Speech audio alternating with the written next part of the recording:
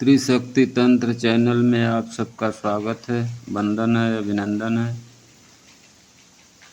आज मैं आप लोगों के लिए लेकर आया हूँ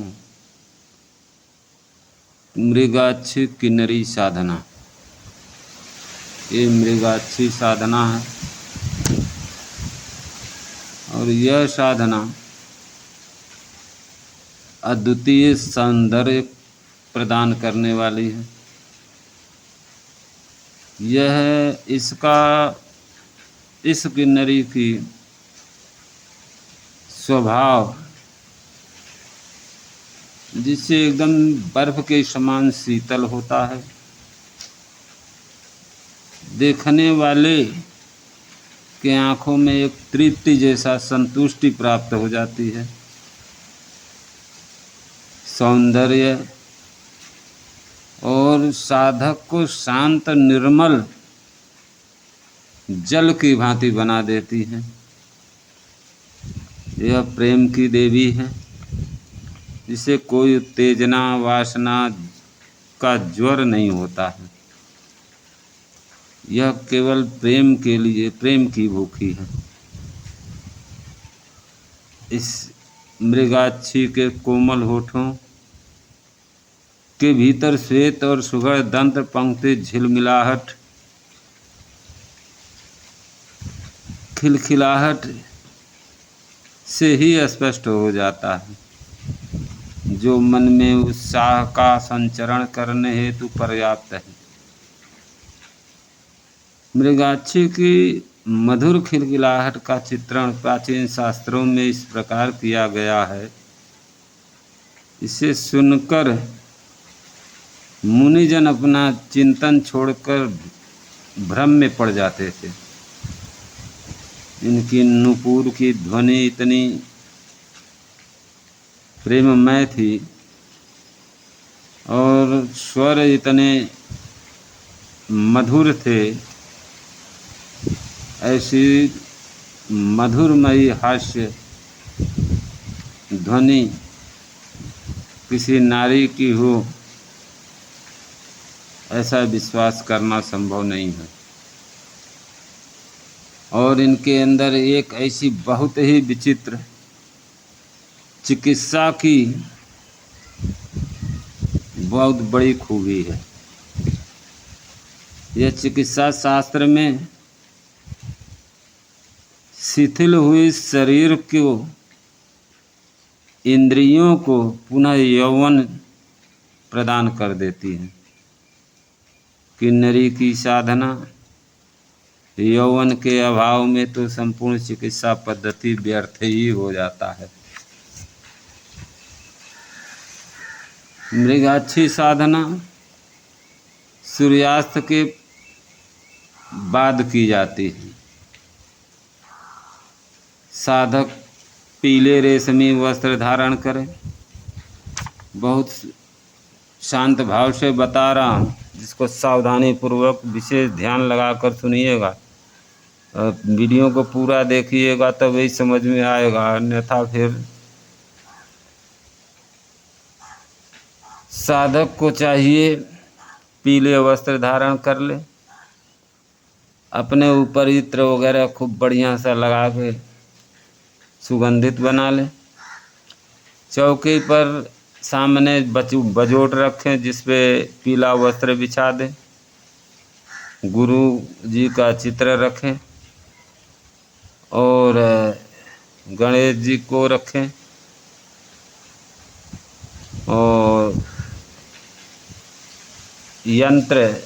मृगाक्षी यंत्र स्थापित करें। यंत्र हम आपको दे देंगे, हमारे यहाँ पूजित प्राण प्रतिष्ठित उपलब्ध है, कभी भी ले सकते हैं। सर्वप्रथम गुरु को प्रार्थना करें, उसके बाद अक्षत कुमकुम धूप दीप से यंत्र का पूजन करें। अब पीला वस्त्र पर गुरु जी के सामने ही तांबे के यंत्र पर के सम्मुख इस मृगाक्षी मंत्र का जाप करना है। मंत्र है ओम मृगाक्षी किन्नर्यै वश्यम कार्य सिद्धये फट। मंत्र एक बार और सुन लीजिए। ओम मृगाक्षी किन्नर्यै वश्यम कार्य सिद्धये फट। प्रतिदिन एक माला, पहले दिन एक माला से शुरू करना है, दूसरे दिन 2 माला, तीसरे दिन 3 माला, चौथे दिन 4 माला, पाँचवें दिन 5 माला, छठवें दिन 6 माला, सातवें दिन 7 माला। इस तरह 21वें दिन 21 माला मंत्र जप निरंतर करें। यह साधना 21 दिन का है। साधना पूर्ण होते ही साधना स्थान पर सुगंध और नुपुर की ध्वनि का आभास होता है। यह मृगाक्षी किन्नरी के प्रकट होने के प्रमाण है। तभी अर्चना करके मनोवांछित फल वचन ले लें। यह प्रकट होगी तो आपको पहले से ही इतनी सुंदर होगी, आपको अपने मन पर कंट्रोल रखना है। आपके अंदर वासना नहीं होना चाहिए। पूरी तरह एक शीतल भाव में रहना चाहिए, अन्यथा यह आपको नुकसान पहुंचाकर चली जाएगी। मनोवांछित वचन लें, जो चाहे आप वो ले सकते हैं।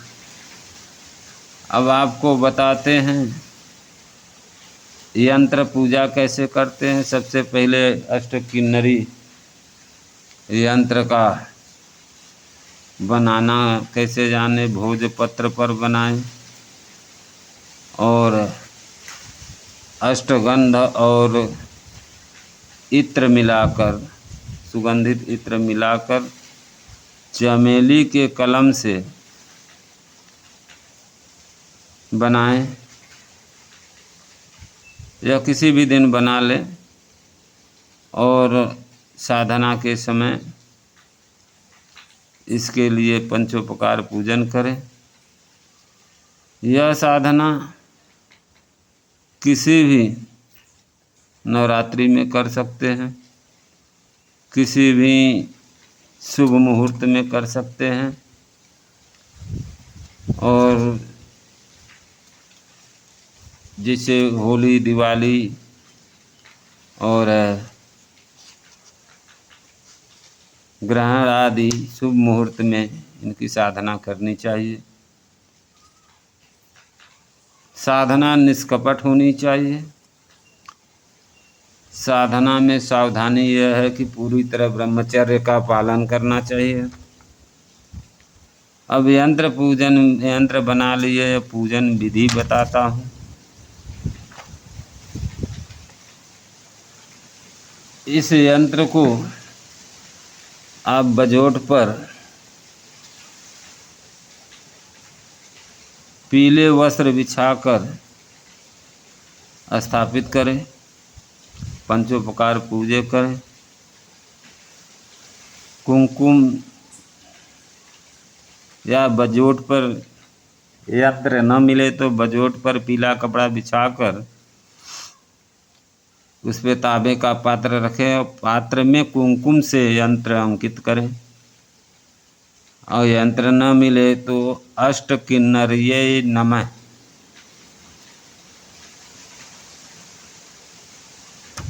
ओम मृगाक्षी किन्नर्यै वश्यम कार्य सिद्धये फट, यह मंत्र लिखकर इसकी पंचोपकार पूजन करें। और यह बहुत अधिक सरल साधना है। इससे सरल खोजेंगे तो आपको शायद कहीं मिल जाए। बताने वाले तो बहुत चैनल पर बताते हैं 2 दिन में यह सिद्ध हो जाएगी, फला दिन सिद्ध हो जाए, 1 घंटे में सिद्ध हो जाएगी। भैया मेरे से तो यह नहीं हो पाएगा। और जो भी हमारे आश्रम में सारी सुविधा उपलब्ध है, साधना भी कराई जाती है और मतलब लोगों को देखा ताका भी जाता है। तो इसके लिए भी आप संपर्क कर सकते हैं व्हाट्सएप नंबर पे।